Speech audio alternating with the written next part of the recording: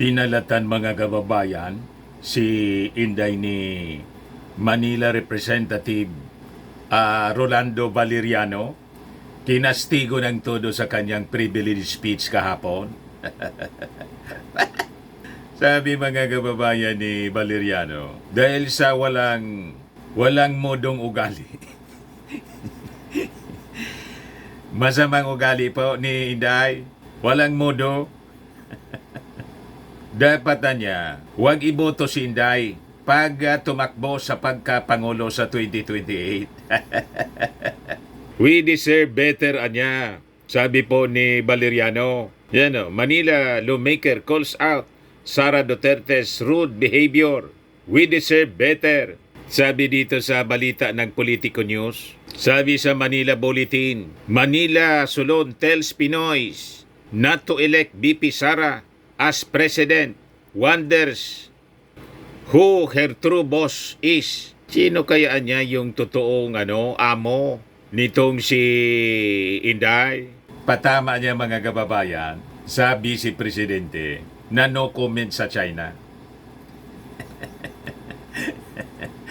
You see? Pero anya Mr. Maravillas, nabasa mo yung balita tungkol sa dismal performance ni Inday sa DepEd? Hindi lang po dismal, punong-puno po ng anomalya. Tambat ng corruption po, yung 2 years na paghawak mga kababayan ni Inday sa DepEd, umalingasaw po yung baho. May nabuksan pong can of worms mga kababayan yung ating mga congressmen. At doon sa kanyang dismal performance, imagine po, sabi doon sa nakalkal na data ng Congress, sa 6,000 plus na classrooms na dapat target, dapat ipagawa ni Inday, 192 lang po yung naipagawa. 3% lang. Sara Duterte-led DepEd built only 192 out of 6,300 target classrooms in 2023, sabi po ng COA. Only 3% of 6,379 classrooms built by DepEd in 2023. Yan po, expectation versus reality. Classrooms in schools built when Vice President Sara Duterte was Secretary of the Department of Education in 2023. New classrooms, yung target 6,379, yung naipagawa lang ni Inday mga kababayan 192. Sa classroom repairs naman 7,550. Yung dapat na ipa-repair ni Inday 208 lang po yung naipagawa. Sa last mile schools 88 yung target, 3 lang mga kababayan ang naipagawa. Dismal. Pagkatapos, gusto nang iupo ng mga taga-nausog si Inday bilang Pangulo. Sa DepEd pa lang po, other than yung nadiskubre mga kababayan na can of worms, tambak na anomalya, wala halos na performance po na-achieve si Inday.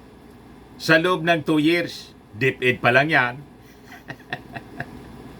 Isang departamento na inawakan po ni Inday. How much more kung buong bansa, naintindihan na ninyo, mga taga-nausog, mas may panahon si Inday kay Kibuloy. At sa kung ano-ano mga bagay na wala mang relasyon sa kanyang trabaho. Kaya sabi dito ni Congressman Valeriano ng Manila po, we deserve better, anya. Kaya sabi dito sa balita ng Politico News, during Tuesday's plenary session, Valeriano delivered a privileged speech lambasting the Vice President without mentioning her name, instead using terms like Vice President, VP, at pangalawang Pangulo. Valeriano emphasized that Congress has the authority to scrutinize the budget and monitor how it has been and will be spent. Ayaw nang tinatanong si Inday. Sabi nga natin, nasanay doon sa Davao na walang nagtatanong sa kanya pag kumontra ka doon. Bumalik na lang siya doon. Huwag sa buong Pilipinas. Hindi siya nababagay to handle national positions. Kung sa Davao, acceptable siya doon, accepted siya sa buong Pilipinas mga kababayan with all this display of arrogance. Bad behavior. Sabi nga natin, malabo na po yung pangarap ng mga taga-Nausog. Dumilim ng dumilim yung pangarap nila sa 2028 mga kababayan. Kasi lumabas na po ang tunay na kulay ng matakaw na pusit. Di ba? Sabi po ni Valeriano, pundo ng bayan yan. Kaya nga mayroong budget hearings ay para malaman ng madlang people kung paano ginagastos ng mga opisina ng gobyerno ang pundo ng bayan na ipinagkatiwala sa kanila. Ngunit anya nitong nakaraang linggo, inilantad ng Vice President ang kanyang hindi kagandahang asal at kawalan ng respeto sa ating saligang batas at demokratikong republika. Dito sa Kamara, hindi natin tinatapatan ng kabastusan ang kabastusan. Maling asal kasi yan. Pinangaralan po ni Congressman Valeriano Sinday kasi hindi man po na pangaralan ng hindi na palaki ng tama ng magulang. Sabi ko nga po, wala man kasing magulang na matino. Yung magulang, lalo yung tatay, lumaking masama, tumandang masama ang pag-ugali. Isabi sa kasabihan, mga kababayan, kung ano daw ang ginagawa ng matatanda, kahit na mali sa mata ng bata ay tama. Ayun, nahawa pati yung mga supporters. Dahil sa palaging naririnig sa kanya yung pagmumura, lahat ng mga supporters niya, naging normal yung pagmumura. Proud sila. Yung arrogance in bad behavior, display of arrogance in bad behavior, mga kababayan sa publiko, naging normal na. Isabi sa Bible po, train up a child in the way he or she goes, or he should go, so that when he is old, he will not depart from it. Sa Tagalog po, sa Kawikaan 20:6, turuan mo ang bata sa daan na dapat niyang lakaran, at pagka tumanda man siya ay hindi niya hihiwalayan. Train up a child in the way he should go. Even when he is old, he will not depart from it. Hindi po naturuan kasi wala mang magtuturo na matino na magulang. Kaya spoiled brat, mga kababayan, tinatanong lang, galit agad, nakasinghal agad. Sabi ko nga, mga kababayan, ang tao, ang isang public official lalo na, pag tinanong mo about money, pag tinanong mo sa kwarta, pag galit agad, pag nagalit po, siguradong may kopit.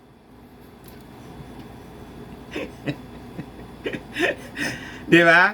Yan ang malinaw dyan. Kasi kung wala man po siyang kinupit, wala man itinago, anong rason na magagalit ka? Kaya tingnan ninyo, mga kababayan, si bagong DepEd Secretary Angara, very respectful, very cordial. Tuwang-tuwa nga po yung mga congressmen. Kasi wala man siyang itinatago. Sa pag-imbestiga po ng Congress, sa hearing ng Congress, umalingasaw yung lahat ng baho. Ngayon, ang depensa ni Inday, nagsasabuatan daw, mga kababayan, yung Makabayan Block, tapos yung Marcos Romualdez para siya siraan. Gumawa ka kasi ng mga kasiraan mo.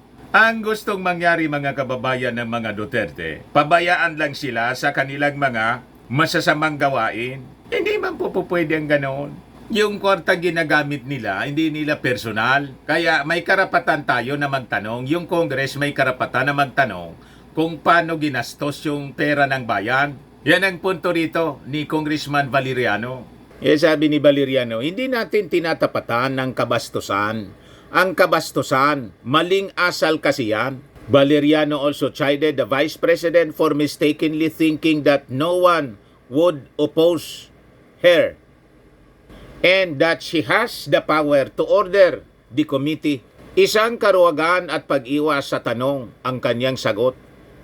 Iyan ang nagdodomilat na katotohanang nasaksihan natin sa budget hearing.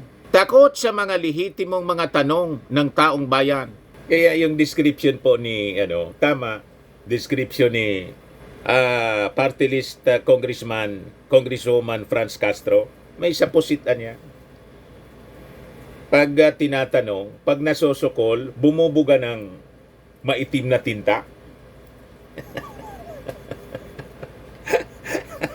Nililihis, hindi sinasagot. At naghanda siya ng ng isang sagot lang sa lahat ng tanong. Kaya parang nagbabasa na lang po ng responsorial psalm. Di ba? Salmo responsorial. Kung sa simbahan, mga kababayan, Valeriano said, the Vice President wasted her opportunity to highlight to the Filipinos the accomplishment of her office. Sa halip na sagutin ng matino ang mga tanong ng Kongreso, ay paulit-ulit na binasa ang kanyang sagot. Iyong nag-iisang sagot niya nga po, hindi niya ma-memorize pa. Binabasa na lang. Sigurado yung abogado niya, yung si Powa siguro yung gumawa ng iisang sagot, lalo na napaya, lalong na pasobo. Binaon ni Inday yung kanyang sarili. Kasi lumabas na kahiya-hiya siya. Hindi kayang sumagot sa simpleng mga tanong. Wala siyang kakayahan na ganun. Kasi, mga kababayan, may itinatago. Naalukay na po, mga kababayan ng Congress, sa hearing ng budget ng DepEd. O malingasaw. Valeriano also claimed that the Vice President harbors ambitions of becoming President. Sino ba talaga ang pinaglilingkuran niya? Baka naman ang boss niya ay humaharang sa bangka ng mga Pilipinong mangingisda o ang mga promotor ng Pogo. Alam natin kung sino yung humaharang at nangara sa atin sa West Philippine Sea, yung China. Ganyan ba ang asal ng ating Vice Presidente at nag-ambisyong maging Presidente? We deserve better. Banat mga kababayan ni Congressman Valeriano ng Maynila. Pakinggan natin yung kanyang speech. O ito po, courtesy ng Congress. I-play natin mga kababayan. Mr. Speaker, mga kapwa ko mambabatas, sambayanang Pilipino, magandang hapon po sa inyong lahat. Sa anumang negosyo, maliit man o malaki, normal na dumadaan sa pagsusuri ng mga boss ng negosyo ang operasyon at budget ng negosyo. Alam yan ng mga entrepreneur. Saan mang lungsod, munisipyo o barangay, ang operasyon at budget ng LGU ay dumaraan sa pagsusuri ng kanilang konseho. Ganyan po ang proseso dahil tayo ay bahagi ng isang demokratikong republika. Hindi po tayo monarkiya, komunistang rehimen o diktadurya. Ang Pilipinas ay isang demokratikong republika. Kapag eleksyon, wala tayong iniluluklok na hari o reyna o emperatriz sa pwesto ng kapangyarihan. Ang ating demokratikong republika ay mayroong kongreso, judikatura at ehekutibo. Tatlong sangay ng gobyerno na pantay-pantay at binabalanse ang isa't isa. Tungkulin natin dito sa kongreso na busisiin ang panukalang budget ng ehekutibo at ang panggastos ng mga nakaraang ipinagkatiwalang pondo ng bayan. Hindi pera ng pangalawang Pangulo ang Office of the Vice President budget para sa 2022, 2023, 2024 at 2020.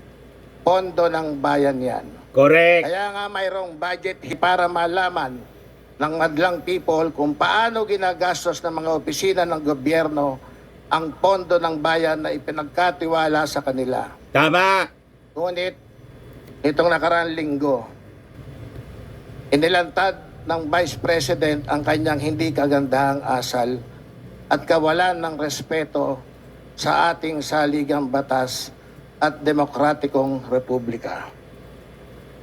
Dito sa Kamara, hindi natin tinatapatan ng kabastusan ang kabastusan. Tama! Maling asal kasi yan. Sa Maynila at dito sa Kamara, pamantayan natin ang pagiging magalang kasi kaugaliang Pilipino yan. Correct! Maling akala ni Vice President na siya hindi maaaring salungatin ng kahit sino. Yan ang nasaksihan natin sa budget hearing ng Office of the Vice President. Maling akala ni BP na may kapangyarihan siyang utusan ng Committee on Appropriation na palitan ang presiding officer nito. Mabuti tuwiran sinagot kabastusang ito sa isang magalang na paraan ni presiding officer. Maling akala rin ni BP na wala tayong karapatan magtanong ng anumang bagay tungkol sa budget ng kanyang opisina. Isang karuwagan at pag-iwas sa tanong ang kanyang sagot. Yan ang nagdudumilat na katotohanang nasaksihan natin sa budget hearing. Takot sa mga lehitimong mga tanong ng taong bayan. Sa simula pa lang ng kanyang presentasyon at ayon sa kanyang sinasabi, wala na talaga siyang balak sumagot sa anumang tanong. Sinayang ng pangalawang Pangulo ang pagkakataon na ibida sa sambayanang Pilipino ang accomplishment ng Office of the Vice President.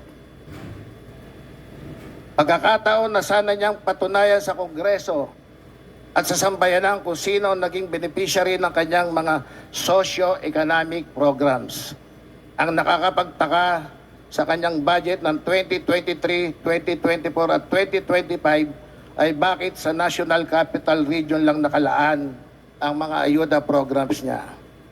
Bilang chairman ng House Committee on Metro Manila Development, nagtataka lang ako kung saan sa Metro Manila napunta ang pondo ng socio-economic program sa kanyang office. Kalkalin ninyo. Nagtataka ako dahil siya naman ay pangalawang Pangulo ng buong bayan.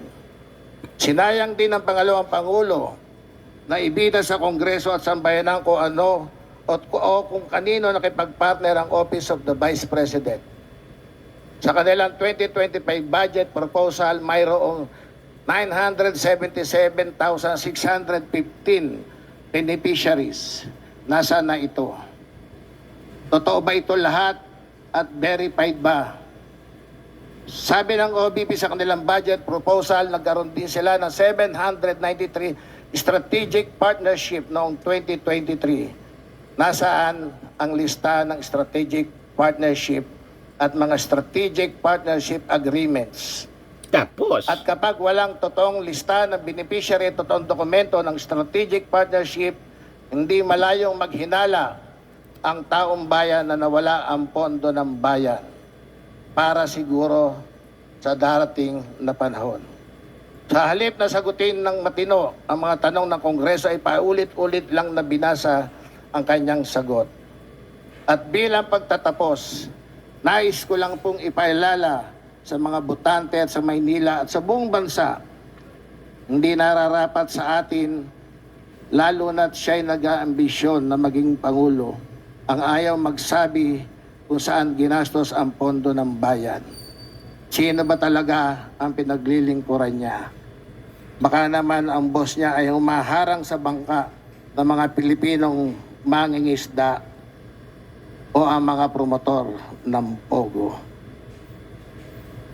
Ganyan ba ang asal ng ating Vice Presidente at nag-aambisyong maging Presidente? We deserve better. Salamat po. binalatan po sa Congress ni Congressman Valeriano ng Maynila si Pusit. Ayan po, mga kababayan, gusto nilang gawing presidente. Tingnan ninyo ang kanyang achievement. Dismal. Expectation versus reality. Pati yung Nutriban po na dinidistribute, sabi ni Brosas, inaamag na. Ito pa, House Budget Hearing, Sara Duterte's DepEd accused of rigged bidding for laptops. Yes, sabi ni Risa Ontiveros, itutuloy nila yung investigasyon sa confidential funds ni Inday. Hindi pwedeng maghugas kamay ang ilang opisyal ng ahensya sa usapin ng paggamit ng confidential fund. Kung hindi ito nagamit ng tama at wasto, mananagot din ang sinumang may partisipasyon sa paggamit nito. Senator Risa Ontiveros blasted the Department of Education's supposed unawareness of how its 112 million confidential fund in 2023 was utilized and urged the Senate panel on confidential and intelligence funds to probe the matter. So both the Congress and the Senate, mga kababayan, hahalokayin yung confidential funds ni Inday. Kasi sabi doon sa congressional hearing, tinanong yung finance department ng DepEd kung dumaan sa kanila yung confidential funds, yung liquidation. Wala niya eh. Hindi niya dumaan sa amin. Sinolo ng team ni Inday. Team Pusit. Sabi ni Inday, hintayin ko rin, ni Inday, ni Ontiveros, hintayin ko rin ang ilalabas na report ng Commission on Audit hinggil dito. Karapatan ng mga Pilipino na malaman kung saan ginastos ang perang pinaghirapan natin hanggang sa uling sentimo. Kaya malamang mga kababayan, talagang ma-impeach si Inday. Kung ma-impeach si Inday po, kitang-kita naman po ang nangyari. Justified po. Deserve. O ngayon, sa ibang balita, idagdag ko na po ito kasi nahuli na daw po ng Indonesian authority si Alice Goo. Yan po yung breaking news kanina lang. Alice Goo reportedly arrested in Indonesia, sabi po ni NBI Director Jaime Santiago. Senator Sherwin Gatchalian citing Santiago said Goo was arrested in Tangerang City, Jakarta, Indonesia at 1:30 in the morning, Wednesday, September 4. Ngayon lang po, kanina, and is currently in the custody of Indonesian authorities. So sabi dyan, this development has been verified by our counterparts in immigration who have confirmed that Ms. Goo is currently in the custody of the Indonesian police at Jaranras Mabes Polri, Jatanras. Goo is expected to be returned to the country soon. Sabi po ni Santiago, Goo will first be taken to the Bureau of Immigration before being handed over to the NBI. He added that charges will be filed against Goo before she is brought to the Senate. So yun din po ang mangyayari sa mga tumatakas na pugante tulad po ni Pacquiao. Kahit saan siya pumunta, kahit sa langit, sabi ni Inday, nasa langit na niya. Baka ibang langit ang pinuntahan ni Pacquiao. Yung langit na langit-langitan lang, kaya nasadlak siya sa problema. Ang dami niyang langit-langitan na pinakialaman. Ang kaso ni Pacquiao, mga kababayan, sexual abuse, rape, mahilig sa langit-langitan. Sabi ni Inday, nasa langitan niya. Kaya tama po na huwag tayong aalis sa Interpol. May obligation tayo sa Interpol. Tulong ito ng Interpol sa atin and our counterpart sa immigration sa Indonesia. So ganun din ang mangyayari pag nailabas na yung warrant of arrest order laban sa dating Pangulong Duterte galing sa ICC. Interpol ang tatrabaho. Yan po ang rason kung bakit nagmamadali silang iupo si Inday. The designated survivor. Pero malabo po. Baka yung designated survivor, mga kababayan, hindi mag-survive sa mga kinasadlakan niyang problema. Lalo kung ikasa yung impeachment sa Congress. Kasi yung mga kinasadlakan niya na mga problema, impeachable po. Kwarta. Corruption, mga kababayan, and betrayal of public trust. Pasok na pasok po. Sa mga naghanap ng malinis and spacious fitness gym, pumunta lang po kayo sa aming Colossal Fitness Gym. We also offer Grab Car Rental with our brand new 2023 model ng Toyota Innova. We also accept booking for those who are planning to travel via PAL, Cebu Pacific, and other airline companies, local and international, and bills payment for Meralco Bills, PLDT, Aleco Bills, etc.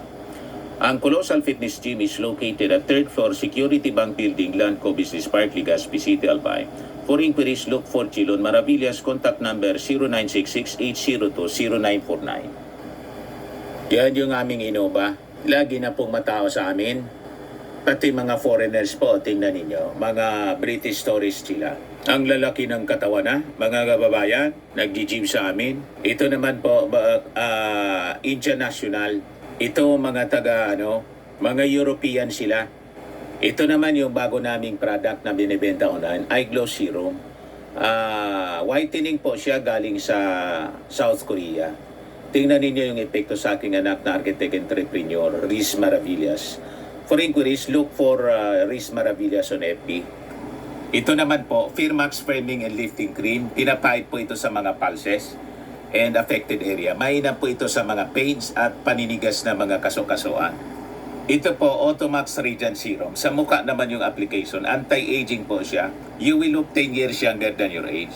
Sa mga cancer patients naman po, baka lang gusto ninyo itong itry. Nengxia Red Mixed Fruit Drink. Hindi man po siya gamot, food supplement siya.